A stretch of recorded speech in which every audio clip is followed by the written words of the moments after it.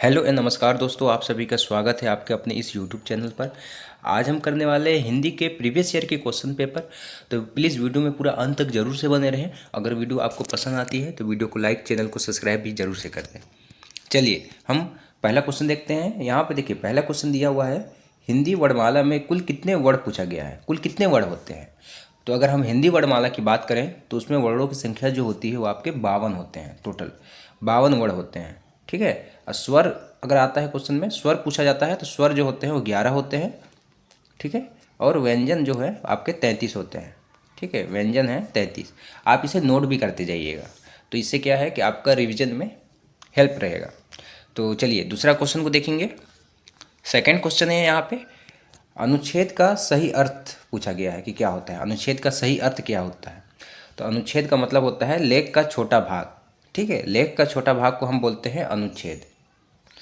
चलिए अगला क्वेश्चन देखते हैं। राम ने खाना खाया।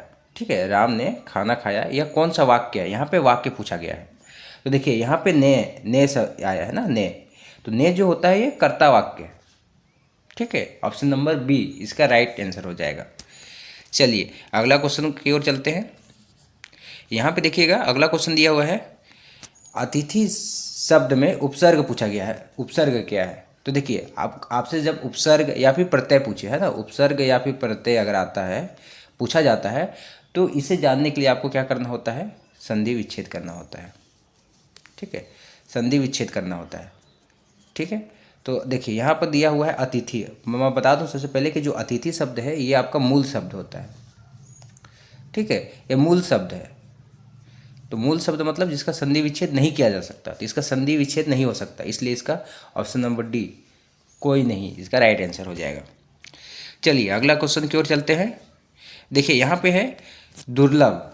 ठीक है, दुर्लभ शब्द में उपसर्ग पूछा गया है कि उपसर्ग कौन सा होता है।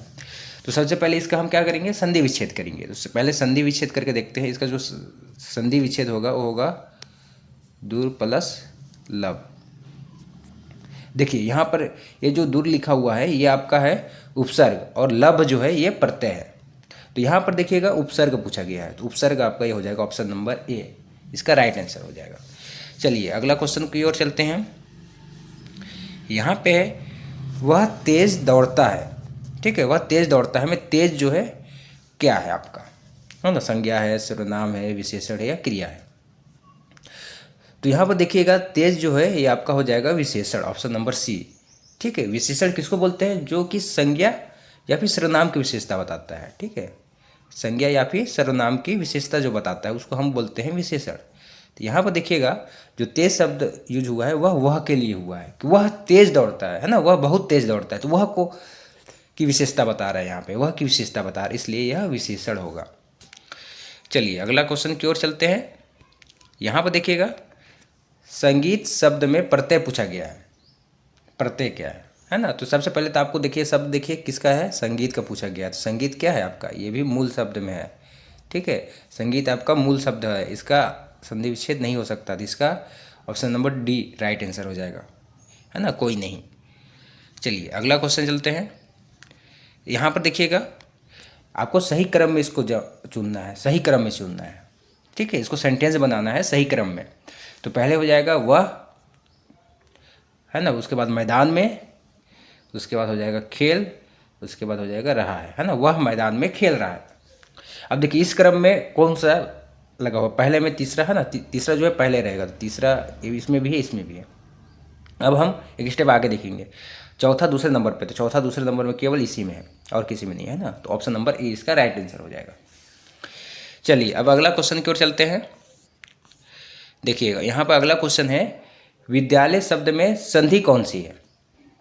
तो विद्यालय शब्द में आपको संधि बताना है।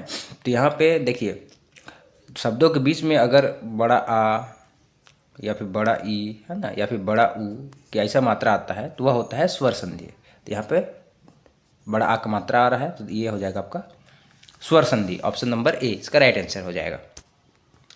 अगला क्वेश्चन देखते हैं। दोस्तों अगर वीडियो आपको हेल्पफुल लगती है तो वीडियो को लाइक और चैनल को सब्सक्राइब जरूर से करें। बाकी देखिए अगला क्वेश्चन है यहाँ पे आँख का तारा। ये मुहावरा है, इसका अर्थ पूछा गया है कि क्या होता है। तो आँख का तारा का मुहावरा जो है इसका अर्थ होगा आपका ऑप्शन नंबर बी, बहुत प्रिय होना। ठीक है, अगला क्वेश्चन देखते हैं। यहाँ पे है, अगला क्वेश्चन में है मैं बाजार जा रहा हूँ। इसमें काल पूछा गया है, इसमें कौन सा काल है? तो देखिए ये सेंटेंस जो है ये प्रेजेंट की बात कर रहा है, वर्तमान की बात कर रहा है कि मैं बाजार जा रहा हूँ बता रहा है, तो यह वर्तमान काल है ना। भविष्य काल की बात करता तो जाऊँगा होता है ना, और भूतकाल में मैं जा चुका हूँ ऐसा रहता तो भूतकाल हो जाता, लेकिन ये प्रेजेंट की बात कर रहा है इसलिए वर्तमान काल है। चलिए अगला क्वेश्चन देखते हैं। यहाँ पे अग्नि शब्द किस वर्ग का है? ठीक है, अग्नि, तो ये इसका राइट आंसर हो जाएगा तत्सम। तत्सम क्या होते हैं? ये आपके संस्कृत के शब्द होते हैं। ठीक है, तत्सम जो होते हैं ध्यान रखिएगा ये संस्कृत के शब्द होते हैं। ठीक है, तद्भव जो होते हैं जो हम लोग बोलचाल की भाषा में यूज करते हैं। हम अग्नि का ही अगर तद्भव बताए तो क्या होगा? अग्नि का आग होगा। ठीक है, अगला देखते हैं। निम्न में से शुद्ध वाक्य आपको चुनना है। शुद्ध वाक्य क्या है इसमें? मुझे पुस्तक पढ़ना है या मुझे पुस्तक पढ़नी है? मुझे पुस्तक पढ़ते हैं ये तो बिल्कुल नहीं है। मुझे पुस्तक पढ़ते हैं ये भी नहीं है। पढ़ते हूँ है ना, यहाँ पे भी नहीं है। सेंटेंस का राइट आंसर हो जाएगा ऑप्शन नंबर बी है ना, मुझे पुस्तक पढ़नी है, ये सही सेंटेंस है। चलिए अगला क्वेश्चन है यहाँ पे, अनुस्वार किस वर्ग में आता है? अनुस्वार जो है आपका ये अयोगवा में आता है। कौन कौन से हैं? अंग और आहा। ठीक है, दो होते हैं अयोगवा, अंग और आहा, याद रखिएगा यहाँ से। अगला क्वेश्चन की ओर चलते हैं। पूर्वानुमान कौशल का उपयोग कब होता है ना? पूर्वानुमान करते हैं मतलब प्रेडिक्शन लगाते हैं। कब लगाते हैं? तो ये हम हर समय करते हैं। ऐसा नहीं है कि पढ़ने से पहले, पढ़ते समय या पढ़ने के बाद, ऐसा नहीं है। हम हर समय ऐसा यूज करते हैं इसका। तो ऑप्शन नंबर डी इसका राइट आंसर हो जाएगा। चलिए अगला क्वेश्चन देखते हैं। समूह कार्य का मुख्य उद्देश्य क्या है? यहाँ पे समूह कार्य जो आप बच्चे को स्कूल में कराते हैं समूह कार्य, तो क्यों कराएंगे? क्यों कराएंगे? शोर करने के लिए नहीं, सहयोग से सीखने के लिए है ना, ताकि आप बच्चा जो है सहयोग से सीखे, इसके लिए आपको समूह कार्य देना होता है ना कि समय बिताने के लिए भी नहीं है ना, शिक्षक को यानी आपको आराम करने के लिए भी नहीं देना है। ठीक है, सहयोग से सिखाने के लिए आपको समूह कार्य देना होता है। चलिए अगला क्वेश्चन देखते हैं। यहाँ पे है शिक्षक को कक्षा में प्रश्न पूछने चाहिए है ना। प्रश्न कैसे पूछने चाहिए? तो किस प्रकार के प्रश्न पूछने चाहिए? तो खुले प्रश्न पूछने चाहिए और सोचने वाले प्रश्न पूछने चाहिए।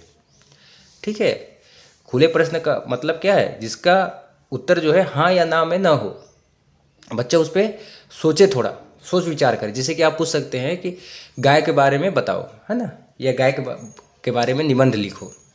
ठीक, ये हो जाएगा आपका खुले और सोचने वाले प्रश्न में आएंगे इस टाइप के प्रश्न। चलिए अगला क्वेश्चन देखेंगे। यहाँ पे अगला प्रश्न है कमल शब्द किस प्रकार का है? ठीक है, कमल शब्द आपका किस प्रकार का है? तो इसका जो राइट आंसर हो जाएगा वो है ऑप्शन नंबर बी, रूढ़ शब्द है ना। कमल जो है रूढ़ शब्द में आएगा। क्यों? रूढ़ शब्द वे शब्द होते हैं जिसका संधि विच्छेद नहीं किया जाता। ठीक है, संधि विच्छेद नहीं किया जा सकता।